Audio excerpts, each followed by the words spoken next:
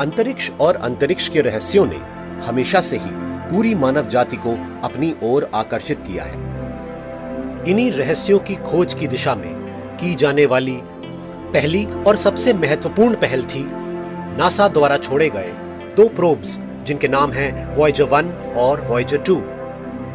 इस वीडियो में हम वॉयेजर्स के मिशन, उसकी बड़ी उपलब्धियों और उनकी आज की स्थिति के बारे में जानेंगे। ये भी जानेंगे कि आने वाले लगभग 1 लाख सालों में वॉयेजर 1 और 2 कहां पर होंगे। वीडियो के अंत में मैं नासा द्वारा भेजे गए उस मैसेज के बारे में भी बताऊंगा जो वॉयेजर के प्रोबेबल यानी संभावित एलियन एनकाउंटर को नजर में रख के भेजा गया था। तो आइए इस महत्वपूर्ण और रोमांचक यात्रा की शुरुआत करते हैं। आज से लगभग 44 साल पहले यानी 20 अगस्त 1977 को पहले वॉयेजर 2 को Kennedy Space Center Cape Canaveral Florida से छोड़ा गया और ठीक 16 दिन बाद यानी 5 सितंबर 1977 को वॉयेजर 1 को छोड़ा गया। 32 seconds into the flight. बाद में छोड़े गए स्पेसक्राफ्ट का नाम वॉयेजर 1 इसलिए रखा गया क्योंकि कुछ ही सालों में वो वॉयेजर 2 से आगे निकलने वाला था। मिशन था प्लैनेट्स जुपिटर, सैटर्न, यूरेनस और आगे नेपच्यून के पास से होकर गुजरना और इन ग्रहों और उनके चंद्रमाओं के बारे में महत्वपूर्ण जानकारी पृथ्वी तक पहुंचाना। असल में 1977 में इन दोनों स्पेसक्राफ्ट्स को छोड़ने की एक खास वजह भी थी। वो थी जुपिटर, सैटर्न, यूरेनस और नेपच्यून का 1977 में ही शुरू होने वाला एक फेवरेबल अलाइनमेंट जो कि 175 सालों में एक बार होता है। इस अलाइनमेंट की मदद से वॉयेजर्स को ग्रेविटेशनल असिस्टेंस मिलने वाली थी। इन्हीं प्लैनेट्स के गुरुत्वाकर्षण की वजह से मिले एक्सेलरेशन और डायरेक्शन की मदद से वॉयेजर्स ने अपना प्राइमरी मिशन नॉर्मल से कम समय में तय किया। वॉयेजर 1 मार्च 1979 में जुपिटर के नजदीक पहुंच गया और सैटर्न तक का सफर पूरा किया नवंबर 1980 में। वॉयेजर 2 भी बस कुछ ही महीने पीछे था। जुपिटर और सैटर्न के बारे में कई महत्वपूर्ण जानकारियां वॉयेजर्स ने पृथ्वी पर भेजी। इनमें कई फोटोग्राफ्स और आंकड़े मौजूद थे।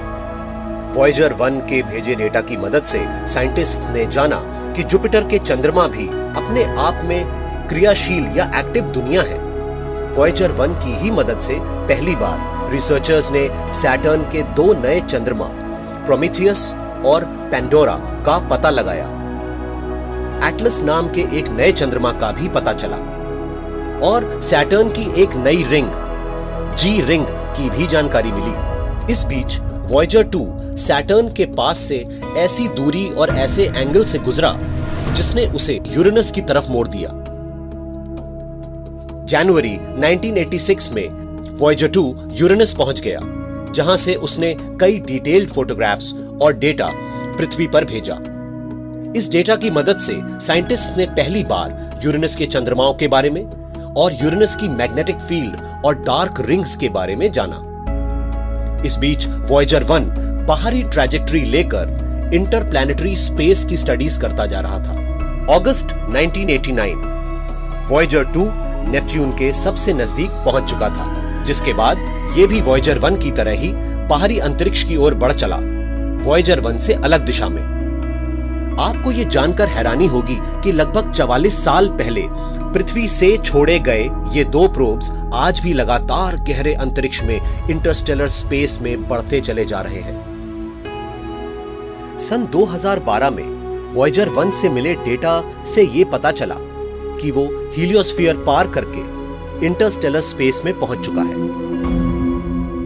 हीलियोस्फीयर एक बबल के आकार का सोलर इन्फ्लुएंस फील्ड है जो सोलर विंड्स यानी सूर्य से निकलने वाली हवाओं और रेडिएशन से बनती है। जैसा कि आप इस पिक्चर में देख सकते हैं, वॉयेजर्स टर्मिनेशन शॉक स्टेज को पार करके अब इंटरस्टेलर मीडियम में प्रवेश कर चुके हैं। यहां अब सूरज से निकलने वाली सोलर विंड्स का असर पूरी तरह खत्म हो जाता है, लगभग 23 बिलियन किलोमीटर दूर। वॉयेजर्स के अलावा इतनी दूर आज तक इंसान की बनाई हुई कोई भी चीज नहीं पहुंची है। फ्रेंड्स, वॉयेजर्स के पास अब भी इतनी इलेक्ट्रिकल पावर और थ्रस्टर फ्यूल है कि वो कम से कम 2025 तक पृथ्वी तक अपनी जानकारी पहुंचाते रहेंगे। क्या आप जानते हैं, वॉयेजर 1 से भेजी गई जानकारी को पृथ्वी तक पहुंचने में अभी लगभग 21 घंटे लगते हैं, जबकि ये जानकारी ऑलमोस्ट लाइट की स्पीड से पृथ्वी की तरफ आती है। सन 2020 में वॉयेजर से भेजी गई ऐसी ही जानकारी की मदद से रिसर्चर्स ने जाना है कि सोलर सिस्टम के पार इंटरस्टेलर मीडियम की डेंसिटी यानी घनत्व बढ़ रहा है। ये एक सरप्राइजिंग फैक्ट है, क्योंकि अब तक साइंटिस्ट्स ने यह माना था कि इंटरस्टेलर मीडियम की डेंसिटी कम होती होगी। 2021 में प्राप्त डेटा में एक कंटिन्यूअस हमिंग साउंड भी सुनाई दी है। साइंटिस्ट बताते हैं कि यह साउंड इंटरस्टेलर मीडियम में प्लाज्मा वेव्स की वजह से होती है। आप ये जानकर भी हैरान होंगे कि अगर वॉयेजर्स इसी गति से आगे इंटरस्टेलर मीडियम में बढ़ते रहे तो लगभग 40,000 साल बाद वॉयेजर 1 कैमेलोपार्डालिस नाम के कॉन्स्टेलेशन के नजदीक से होकर गुजरेगा। और नजदीक का यहां पर मतलब है 1.6 लाइट ईयर्स, यानी लगभग 15 ट्रिलियन किलोमीटर्स। और दूसरी ओर वॉयेजर 2 2,96,000 साल बाद पहुंच जाएगा सीरियस नाम के तारे के पास, जो हमारे आकाश का ब्राइटेस्ट स्टार कहलाता है। आखिर में मैं आपको बताता हूं एक विचित्र और रोचक तथ्य, वॉयेजर्स में लगाए गए गोल्डन रिकॉर्ड्स के बारे में। जी हां, दोनों स्पेसक्राफ्ट्स में नासा ने 12 इंच के फोनोग्राफिक रिकॉर्ड्स लगाए हैं। इन रिकॉर्ड्स के कवर पे इसे इस्तेमाल करने की जानकारी है और हमारी पृथ्वी की स्थिति का नक्शा भी है। और रिकॉर्ड्स के अंदर दर्ज है कई भाषाओं में वेलकम मैसेजेस और चिड़िया, जानवर, तूफान, नदियों और समुद्र की आवाजें। नासा के अनुसार अगर आने वाले सालों या सदियों में कभी कोई परग्रही यानी एलियन सभ्यता वॉयेजर्स को खोजती है तो उन्हें हमारी पृथ्वी के बारे में कुछ मूल जानकारी मिल सकेगी और संभवतः एलियंस पृथ्वी से संपर्क साध सकेंगे।